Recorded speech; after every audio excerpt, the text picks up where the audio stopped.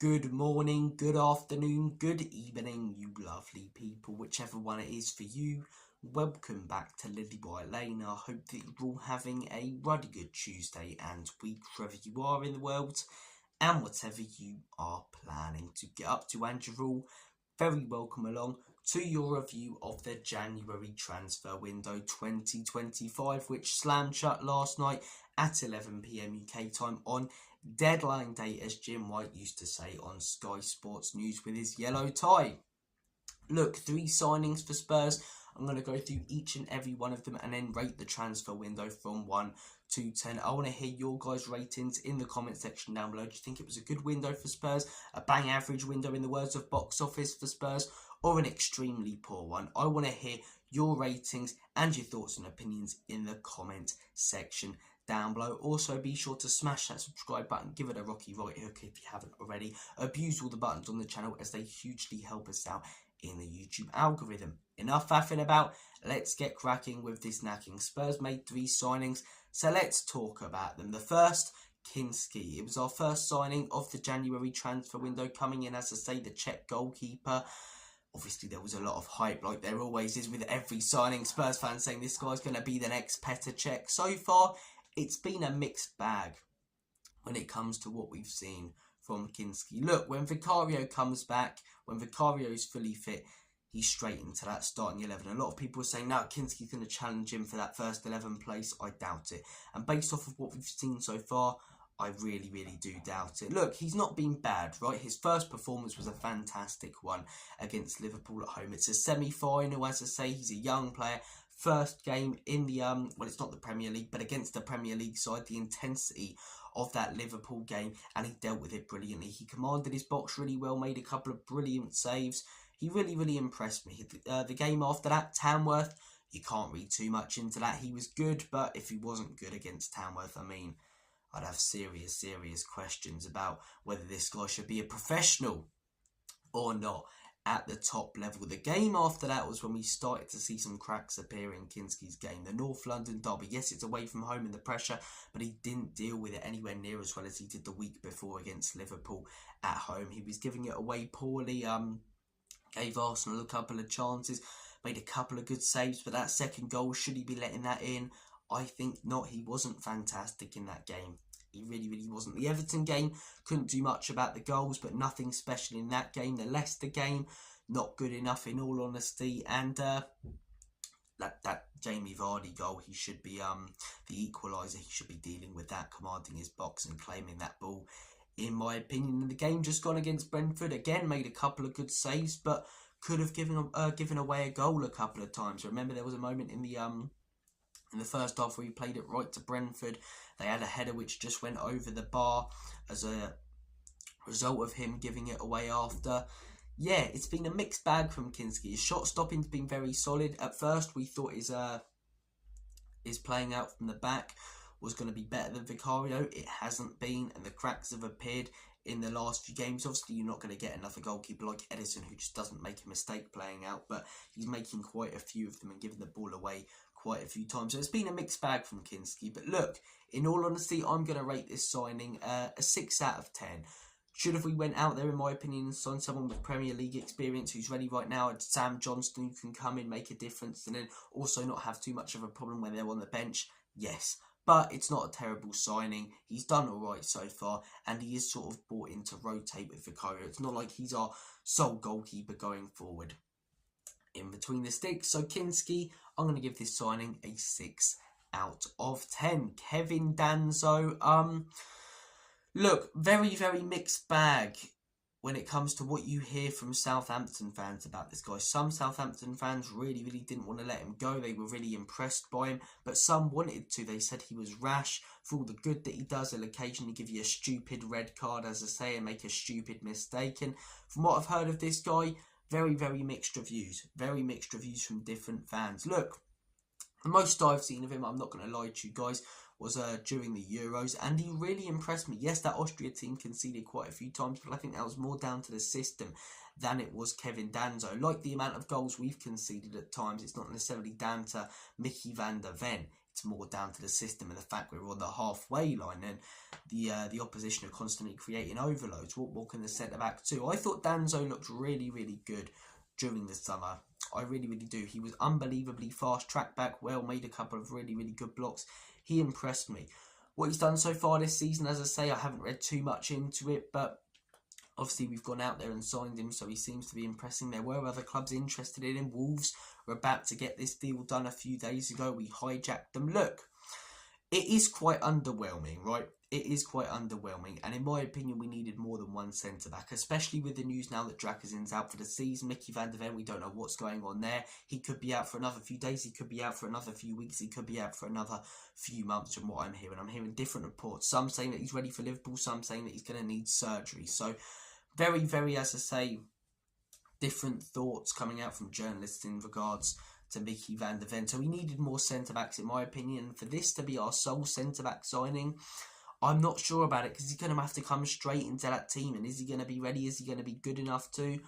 I'm not sure. Look, I hope he does a great job for us. I really, really do.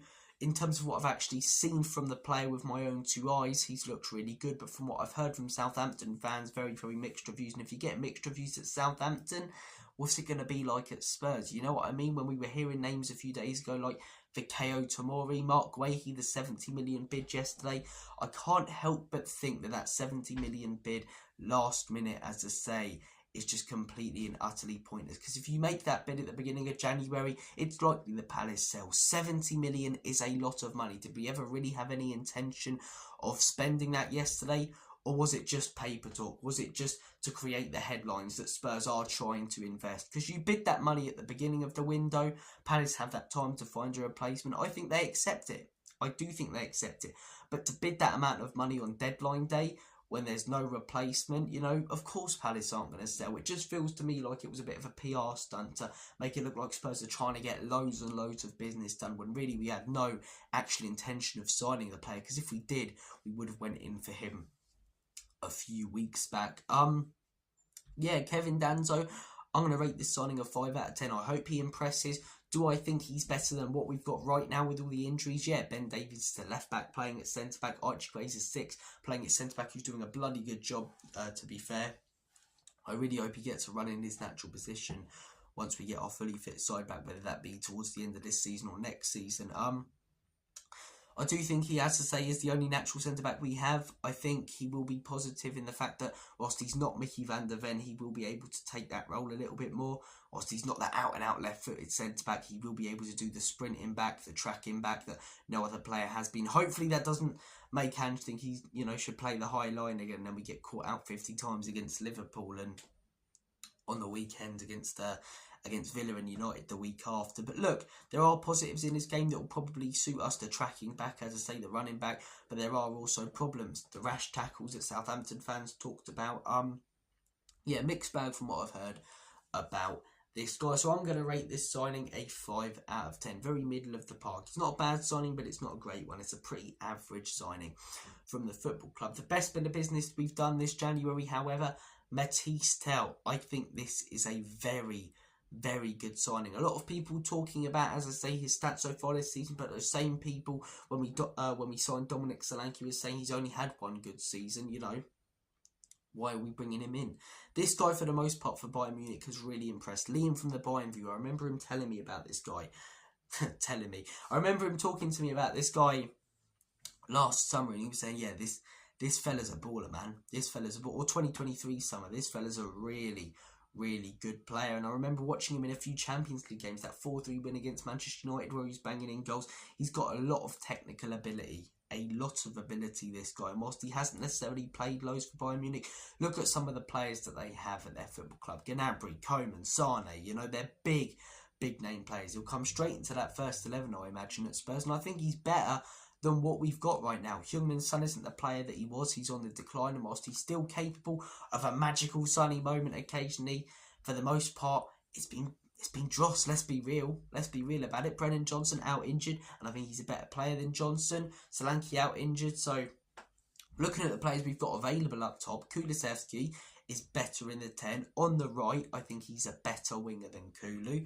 Brennan Johnson, I think he's better than him. Timo Werner, I mean, if he's not better than him, questions need to be asked. My nan, who's in a care home due to dementia, is better than Brennan Johnson. We'll be able to go out there and put in better performance, or better than Timo Werner, and we'll be able to go out there and put in better performances than him. Richarlison, I think he's better than Richarlison.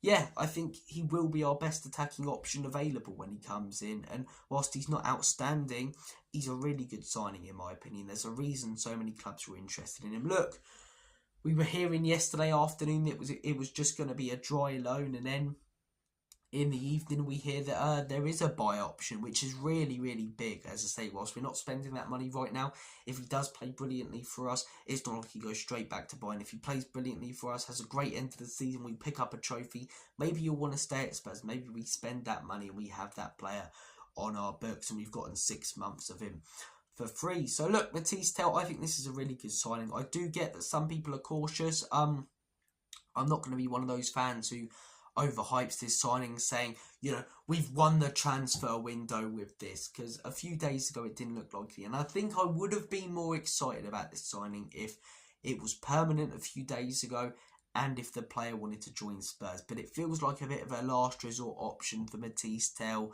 because he couldn't get the Man United move or the Juve move. He's decided to join Spurs. It doesn't necessarily feel like he's been attracted by Ange, which a lot of people are saying Ange knocks. It's a different kind of knock. What, the 15th place in the league knock? Yeah, alright, but I do feel like it's a bit of a last resort option, which begs the question, when the going gets tough and games are rough, will he step up for us? Will he care as much as other players? Because he may only be at Spurs for 6 months and it was sort of a last resort to get game time. Look, there's a reason so many clubs across Europe wanted this guy, right? He's a very highly rated player, very technically good. Yes, there are downsides to this deal. The fact that it's not permanent, the fact that he didn't want to join Spurs, and it's a bit of a last resort option, but he's better than what we've got. And therefore, I'm going to rate this signing, I'm going to rate it as 7 out of 10. It's not 8 because it's not permanent, but 7 out of 10 I think is pretty fair. I really do like Mathys Tel. Looking at this transfer window as a whole, I'm going to rate it a 5 out of 10. Without Tel, it would probably be a 2 or 3. I think Danso, we have brought in a centre-back, which is something, but he's not up to the standard that we want. The fact we got rejected by the likes of Tomori leaves a sour taste in my mouth personally. And again, it's nowhere near a statement signing. It's, you know, mixed reviews on him from former clubs, which doesn't fill me with confidence. Kinsky has been a mixed bag so far. We're hearing one for the future, we need ones for the now.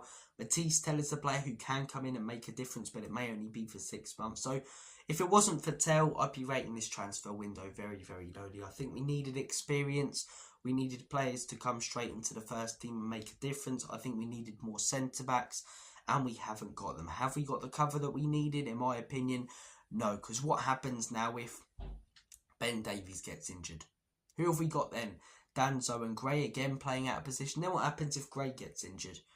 Who have we actually got a centre-back? We needed more cover so that we stop playing players out of position, man. Gray's done a great job at centre-back, but he's not a centre-back. Give him a run in the 6. Be fair to the kid.